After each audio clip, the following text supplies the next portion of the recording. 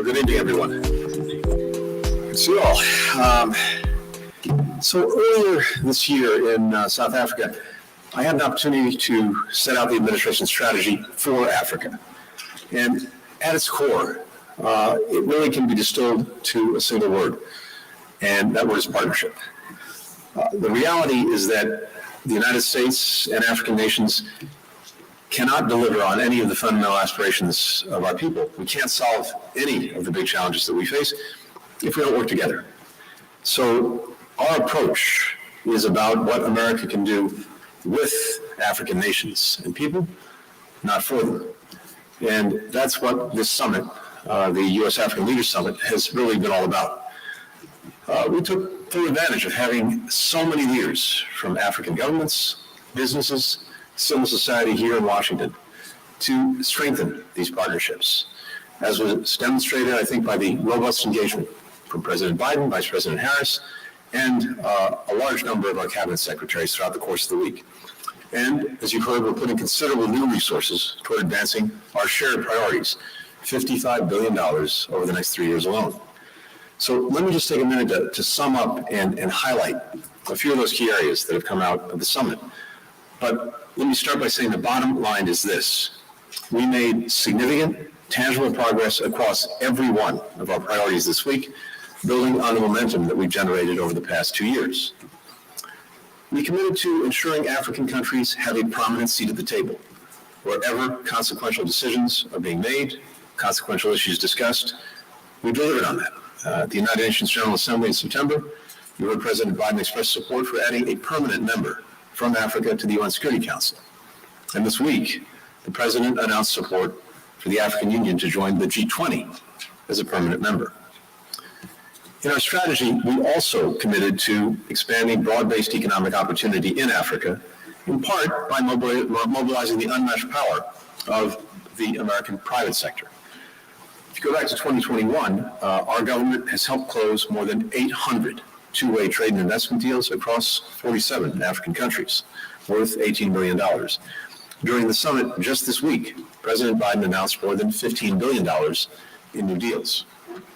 At the U.S. African Business Forum, we brought together leaders from over 300 American and African companies with the heads of the 50 delegations, fostering new connections that will create even more opportunity. Seizing 21st century opportunities requires digital connectivity. This is vital to the free flow of ideas, information, investment. That's why the President announced our plan to work with Congress to invest more than $350 million toward a new initiative on digital transformation with Africa. Too often, international infrastructure and trade deals are opaque. They're coercive. They lead to projects that are environmentally destructive, poorly built, that import or abuse workers, that foster corruption, and burden countries with unmanageable debt. We have a different approach. We offer investments that are transparent, high quality, and sustainable for the planet. We empower local communities. We respect the rights of their people. We listen to their people, to their needs. America will not dictate Africa's choices, neither should anyone else. The right to make these choices belongs to Africans and Africans alone. But we will work relentlessly to expand their choices. And the agreements and investments we made this week showed that when African governments, businesses, and communities are offered the choice to partner with the United States, they will take it. The U.S. Strategy for Africa also committed us to help our partners recover from the devastation wrought by COVID-19 and the unprecedented global food security crisis. African countries have consistently made clear that as much as emergency assistance, in fact, even more than emergency assistance, what they want is to strengthen African capabilities, institutions, technologies, supply chains, and industries, so that they're more resilient in the face of future shocks, and together we are building that very resilience. On health security, we provided 231 million doses of safe, effective COVID-19 vaccines to African countries, free of charge. At the summit, President Biden committed to investing at least $4 billion by 2025 to help African countries train and equip healthcare workers to meet citizens' needs. We're also expanding the capacity of African countries to manufacture vaccines, tests, and therapeutics in Africa for Africans and indeed for the world beyond. On food insecurity, we provided more than $11 billion over the last year to address global hunger and improve nutrition. Much of this assistance has gone to African countries, which have been disproportionately impacted by the drivers of hunger: COVID, climate, and conflict, and by President Putin's war on Ukraine, which has made a serious crisis much worse. We're making unprecedented investments to help African countries fulfill their goal of not only being able to feed their own people, but those around the world. 16 of the 20 partners in the Feed the Future program, our flagship program to reduce malnutrition and increase food security, are in Africa, where innovations like high-yield, high-nutrition crops that can endure extreme weather are putting communities on the path to greater resilience. Now, we know that the climate crisis is a major driver of increased food insecurity and the spread of deadly viruses. It's exacerbating tensions that can spark and spread deadly conflict. Yet, as the President often points out, it's also a once-in-a-generation's opportunity to create good-paying jobs for the future. That's why we committed to foster a just energy transition that can both meet the region's need for more reliable, affordable energy and, at the same time, create opportunities for businesses and workers in African countries and the United States as well. Since January of 2021, we've dedicated massive resources toward this very goal. Solar energy in Angola, wind power in Kenya, hydro energy in Ghana, and a new $100 million project that the President announced to expand off-grid access to solar energy. And that's just to name a few of the initiatives and projects that we're working on. We're deepening the resilience of African communities to a changing climate through a $150 million adaptation fund. And this is critical. And you've heard the President talk about this. We have a responsibility in the United States as historically the largest emitter in the world, and now still the number 2 emitter after China, to help countries adapt, to help them build resilience. And we are putting the resources, we're putting the technology, we're putting the technical know-how into doing that and sharing it with our partners. We're teaming up with governments and NGOs to incentivize the protection of irreplaceable natural resources like the Congo Basin rainforest, which absorbs more carbon than is emitted by the entire continent of Africa. Finally, we committed to work with African partners to fulfill the promise of democracy. That includes helping strengthen its core pillars, the rule of law, human rights, a free press, as well as addressing some of the root causes of insecurity, which undermines the ability of democracies to actually deliver for their people. Yesterday, President Biden hosted a small group of leaders to discuss how we can help support free, fair, and credible elections in 2023, like the ones we saw in several places this year, including Kenya. As part of that discussion, the President pledged to work with Congress to provide over $165 million to support elections and good governance in Africa in the coming year. These will be key themes of the second Summit for Democracy coming up in March, where Zambia will be one of our co-hosts.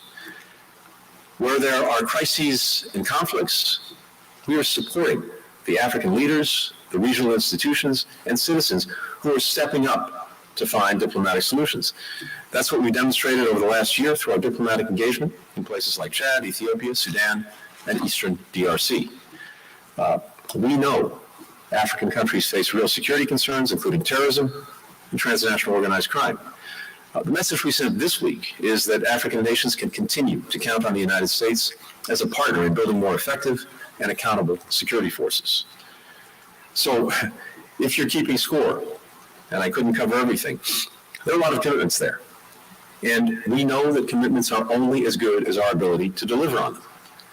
That's why we asked one of our most experienced senior diplomats, Ambassador Johnny Carson, to return to the State Department as our special representative for the U.S. Africa Leaders Summit implementation. With nearly 4 decades of experience as a diplomat, deep relationships across the region, I can think of no one better to ensure that our words are actually translated into action. Across every single one of our priorities, civil society will play a critically important role. And in particular, youth. Today, the median age in Africa is 19 years old. By 2030, 2 in 5 people on this planet will be African. And the choices that rising generations make will shape the future, not just for Africa, but for the entire world. That's why we're investing more in Africa's emerging leaders, more than ever before. The Vice President announced that we plan to devote an additional $1.1 billion over the next 3 years to youth programs like the Mandela Washington Fellows, a number of whom took part in the summit, and of course the Ali Network, which provides tools, resources, and a virtual community for now more than 700,000 rising leaders across the continent. Of course, a big part of that is investing in women and girls, because we know that when they have the opportunity to reach their full potential, when they're empowered to lead in business and government and communities and families, all of society benefits. The very first gathering that I took part in this week was a meeting of rising African innovators and entrepreneurs. The energy, the ingenuity of this group, its eagerness to turn so many of the problems that we face into opportunities, and to do so in partnership with the United States, is truly inspiring. It's impossible to feel cynical in their presence because they're so energized, they're so committed to serving their communities, they are so full of good ideas. And that kind of sums up the way that we feel coming out of the summit. As the president said yesterday, we're all in on Africa's future, because we know that the future of African nations and the United States is a shared one. And in what the president's called a decisive decade, that partnership is more vital than ever. With that, happy to take some questions. Thank you. We'll start with Sean Tandon of the AFP, please. Thank you, Mr. Secretary. Sean, where are you? There you are. Good to see you. Could I just pursue in some more detail a couple of the security issues that you mentioned? Sure. DRC, you mentioned the DRC in your remarks. You met with President Tshisekedi. If not mistaken, you did meet with President Kagame. What was the reason for not meeting with him? Does that indicate any sort of pessimism with controlling the M23 situation in the eastern DRC? Ethiopia, you did meet with Prime Minister Abiy. How do you see the Pretoria Agreement going forward? The fact that you met with him, does that show that Prime Minister Abiy is back in U.S. good graces? Could there be discussion perhaps of renewing AGOA membership for Ethiopia? And if I could just pursue AGOA a bit more broadly as well, the president talked about a U.S. MOU with the nascent free trade agreement of Africa. What does that mean for AGOA? I mean, should African leaders presume that AGOA is finished after 2025? Thanks. Great. Sean, thank you very much. Let me say this a little bit more broadly before addressing the specific conflicts you point to. As I said a moment ago, the approach that we've taken, actually from day one of this administration, has been to support and empower African-led solutions to challenges the continent faces, including the conflicts that you've alluded to. And from day one, whether it's Ethiopia, Eastern DRC, Somalia, Sudan, the State Department has been deeply engaged, and we've lent our support, our assistance to the African Union, to the EAC, to other regional groupings, to individual countries, to try to help solve these challenges. That's been the approach we've taken. We believe that whenever and wherever we can find African-led solutions to these challenges, we're going to be better off, they're going to be more sustainable, and I'm proud to say that our diplomats have played, I believe, important roles in helping to move some of these forward. So with regard to Rwanda and the DRC, first of all, I spoke to President Kagame on the phone just before the summit, and we had a good conversation, just as I had a chance to speak here in Washington to President Tshisekedi.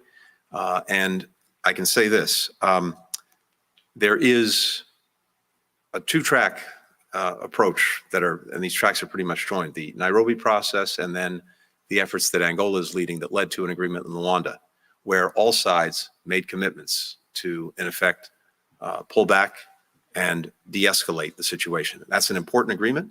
And if and as it's implemented, I think it offers tremendous promise for ending the current conflict and hopefully leading to more durable stability in the Eastern DRC.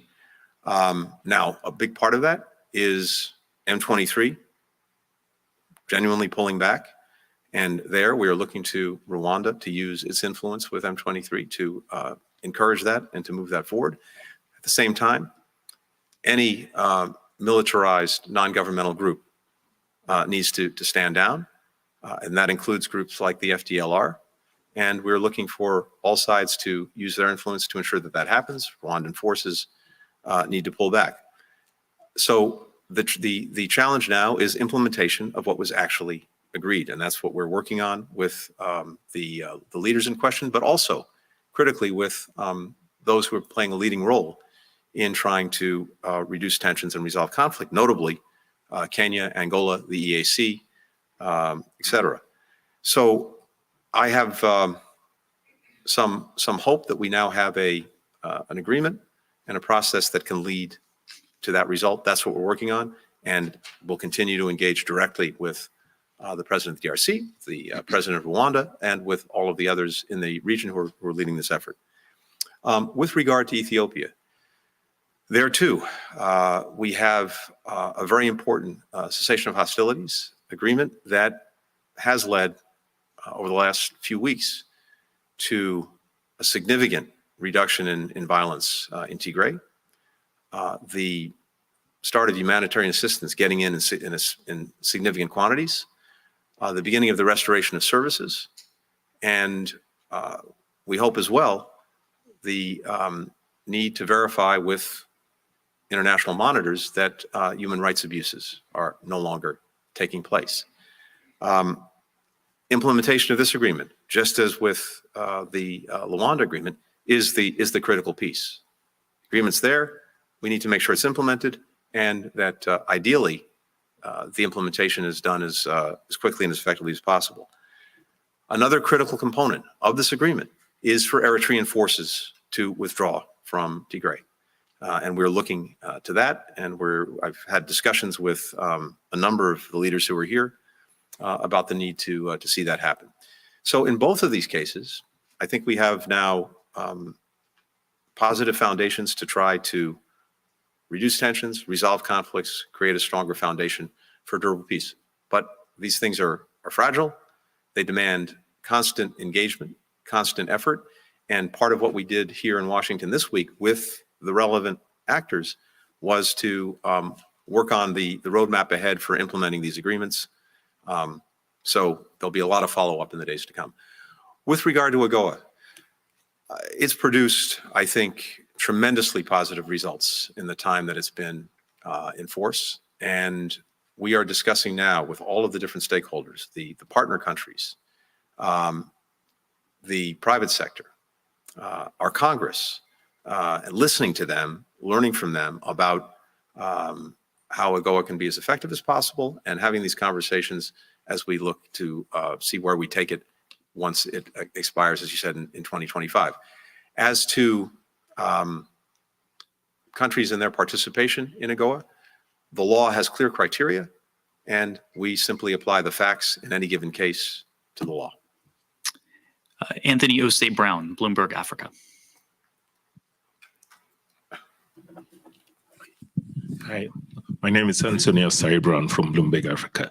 You mentioned protecting democracy, encouraging democracy in Africa. And one of the meetings you had yesterday with the Ghanaian government, he raised the question of the Wagner Group being allocated a mine in Burkina Faso, and basically called on the U.S. to help protect democracy in West Africa.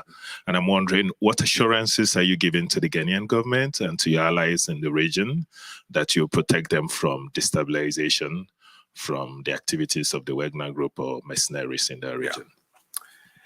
So, a few things to be said about this. Wagner Group came up in a number of conversations over the course of this week on the margins of the summit, including indeed in my meeting with President Akufo-Addo of Ghana. We've heard repeated concerns that Wagner and groups that are linked to it manufacture or exploit insecurity. They threaten stability. They undermine good governance. They rob countries of mineral wealth. They violate human rights. And we've heard that and seen that again and again. If you go back to 2017, Wagner forces have deployed to the Central African Republic. They've deployed to Mozambique, to Mali, to Libya. And at the same time, we've seen disinformation campaigns that are furthering the exploitative goals that Wagner and its founder have quite literally across the continent of Africa.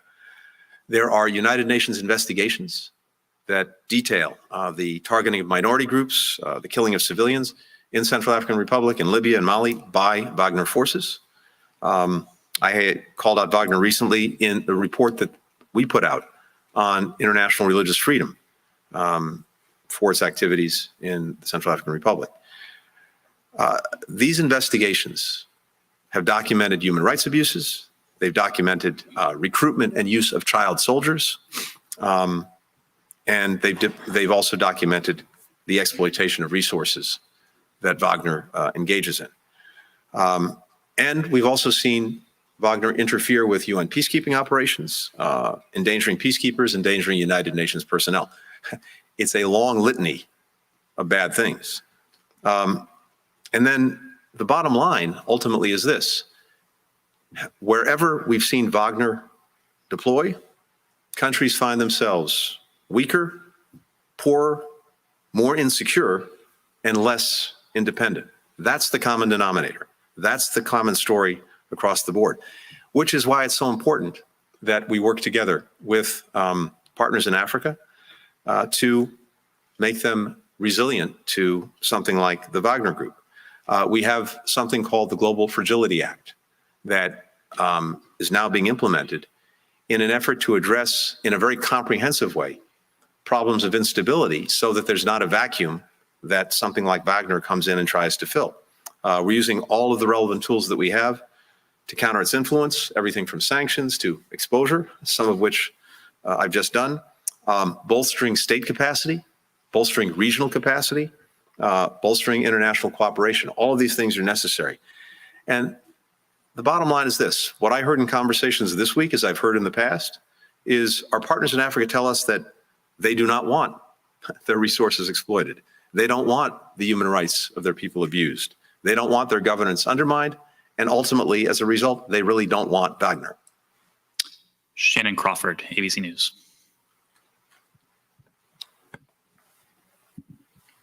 Thank you, Secretary Blinken. Through the course of the summit, you have been very careful to make the case that the administration doesn't want to force African nations to choose between the U.S. and China. But the Secretary of Defense clearly said that Beijing's influence on the continent is a destabilizing threat. Do you share that assessment? And secondly, we heard today from the Ukrainian military that Russia is digging in for a prolonged war. Now, as you noted, the White House did commit $55 billion for Africa over the course of 3 years. But of course, aid to Ukraine through this 10-month conflict has already eclipsed that level.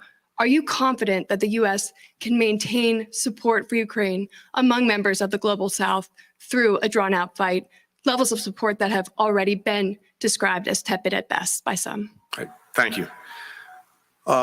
First part of the question.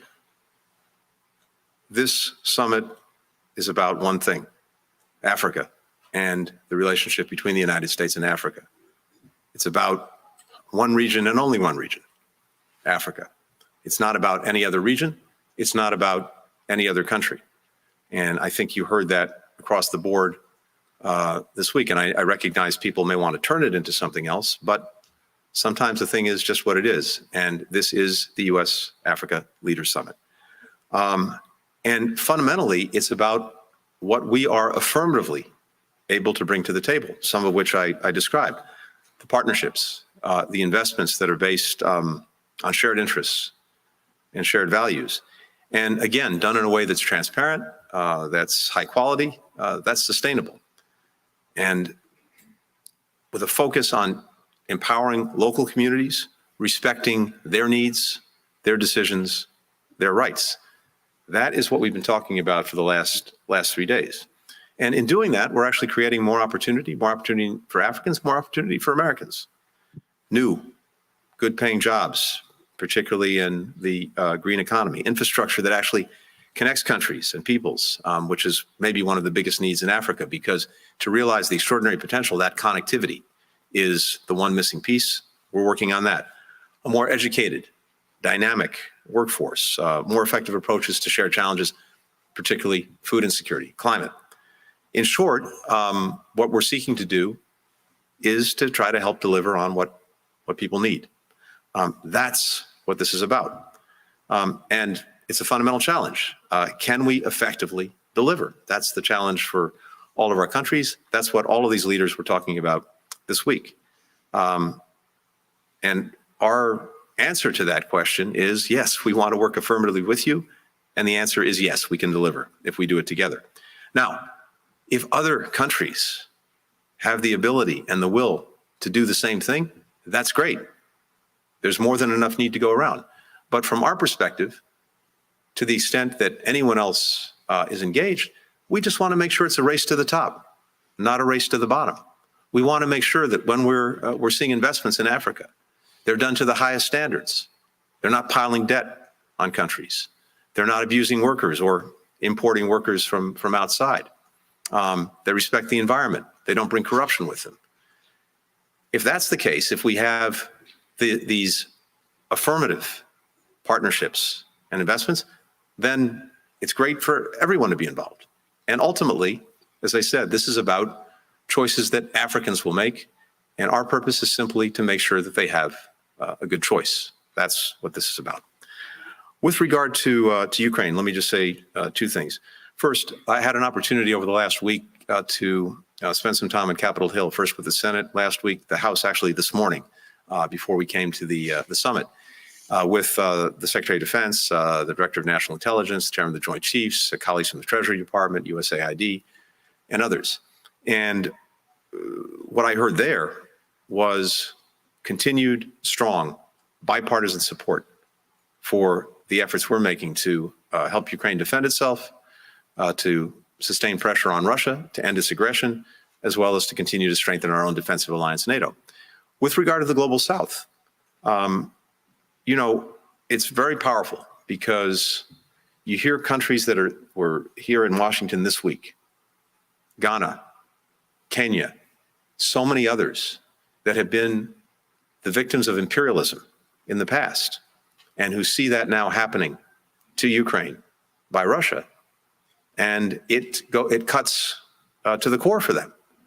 They feel strongly that this is not simply a matter of what's happening to Ukrainians in Ukraine. It's a matter for all to be concerned by because it goes to the very principles that were established after 2 world wars and after colonialism, to try to make sure that there are rules and understandings that one country's not going to go in and change the borders of another by force. It's not going to engage in land grabs. It's not going to try to erase the identity of a country and subsume it into itself. The territorial integrity, independence, sovereignty, all of these things matter. They're meaningful, and they're especially meaningful when it comes to Africa. So we heard this again and again. Now, having said that, it's been very important to us to demonstrate that we can run and chew gum at the same time, by which I mean this. Even as we and many other countries are trying to deal with the Russian aggression against Ukraine, we're also working on, engaging, dealing with the problems, the challenges that people are feeling around the world, and notably in the Global South, including dealing with climate, dealing with global health and their own situations, dealing with food insecurity, problems that parenthetically, in some cases, have been made worse by the Russian aggression. I think everything that comes out of these 3 days demonstrates that that's exactly what we're doing, that we are responding in partnership to these needs, even as we're dealing with the situation in Ukraine. It is not a zero sum. And I think I don't want to speak for them, but if you ask many of the countries that were here this week, I think that they have to come away, based at least on what I've heard, feeling very positive about the engagement of the United States on the issues that matter to them and to the lives of their people, day in, day out. Guillaume Nadine, RFI. Thank you, Mr. Secretary. I wanted to have your take about the outcomes of this summit. Did it meet your expectations? Did it exceed it? And isn't the tough part starting right now, considering the last summit was 8 years ago, and we had to wait 8 years to have another event like this, with the implementation and the follow-up of everything that was decided here? Et puisqu'il y a beaucoup de pays d'Afrique francophone représentés ici, quel est votre bilan de ce sommet? Est-ce que la partie la plus difficile ne commence pas maintenant, s'il vous plaît? Le bilan est très positif et vous avez tout à fait raison. Le plus difficile reste à faire. Et c'est toujours le cas dans un tel sommet. The bottom line is this. We have made significant and tangible progress across every one of the shared priorities that we had going into the summit. And I described some of them a few minutes ago. And so I don't want to repeat. I could actually spend probably the next 15 minutes just going through the list of what we call deliverables. But just in summary, we've announced very significant commitments across the board, some of them even groundbreaking on peace and security, on diplomacy and good governance, on trade and investment, on health, on the environment, on food security, on technology and innovation, on people-to-people connections and ties. But to your point, and I very much agree with you, what happens over 3 days is very important in setting the direction, making the commitments, but it's what happens over the next 362 days that really matters. It is the follow-through. It is the implementation. And I think that was felt across the board. It's one of the reasons why the president was keen on having maybe our most experienced diplomat for Africa over the last 4 decades, Johnny Carson, take on this role of doing the follow-through, doing the implementation, making sure that everything that we said we would do, we're actually going to do. Similarly, the strategy that we put out on Africa a few months ago that I had the opportunity to do in South Africa, we're in effect putting out a report card on ourselves, as well as in partnership with African countries to make sure that we're making good on what we said we would do. So that's what I think ultimately this needs to be judged on. I believe that the last 3 days were a significant success, but ultimately the ultimate judgment has to be in the days to come, the weeks to come, the months to come. Are we making good on what we said we would do? I'm convinced that we will. And by the way, over the last couple of years that I've been on this job, I've had an opportunity to travel a fair bit in Africa, Kenya, Nigeria, Morocco, Algeria, Senegal, Egypt, South Africa. But as the president mentioned today, I think you're going to see a lot of us in Africa next year, including the president. So that's an opportunity as well to carry forward everything that we've done here, to continue these conversations, to continue the implementation. And I know when the president goes, when other cabinet members go, we're going to want to be able to show that what we did and said here in Washington, we're actually carrying out. Jonathan Dunker, Ghanaian Times.